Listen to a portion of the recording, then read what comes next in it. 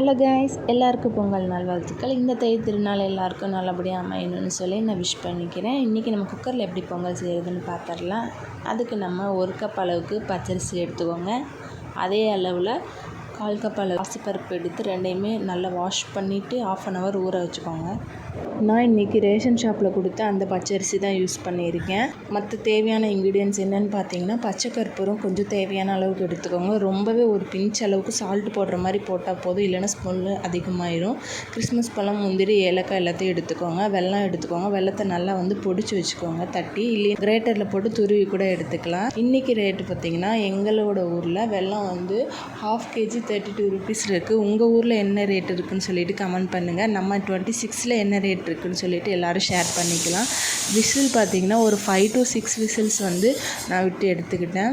அப்புறம் அந்த வெல்லம் பொடிச்சு வச்சுருக்கோம் இல்லையா, அதையும் அந்த ஹீட்டோடவே விசில் அடங்கினதுக்கப்புறம் ஹீட்டோடவே ஆட் பண்ணிவிட்டு நல்ல ஒரு மிக்ஸ் கொடுத்து குக்கரை க்ளோஸ் பண்ணி வச்சுருங்க.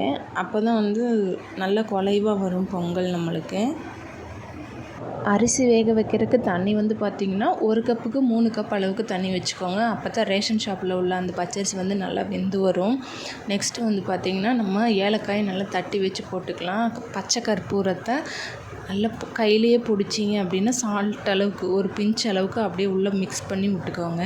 நெய் காய வச்சு நெய்யில் கிறிஸ்மஸ் பழம் உங்களுக்கு எவ்வளோ தேவையோ அந்த அளவுக்கு போட்டுக்கோங்க. நெக்ஸ்ட்டு அது நல்லா பலூன் மாதிரி வரணும். நெக்ஸ்ட்டு முந்திரி பருப்பு போட்டு அதில் லைட்டாக செவந்த உடனே பார்த்திங்கன்னா, நம்ம ஆல்ரெடி வேக வச்சுருக்க பச்சரிசிக்குள்ளே இந்த நெய்யை நம்ம ஆட் பண்ணிக்கலாம். ஆட் பண்ணிவிட்டு நல்லா கீழேருந்து ஒரு மிக்ஸ் கொடுங்க. ஏன்னா குக்கரில் வேக வைக்கிறதுனால கீழே சம்டைம்ஸ் அடி பிடிக்கிறதுக்கு சான்சஸ் இருக்குது. நீங்கள் மிக்ஸ் பண்ணி நல்ல குலைவாக பொங்கல் கிடைக்கும்.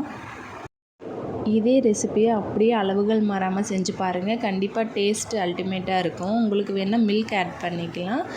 கண்டிப்பாக ட்ரை பண்ணி பாருங்கள். தேங்க்ஸ் ஃபார் வாட்சிங்.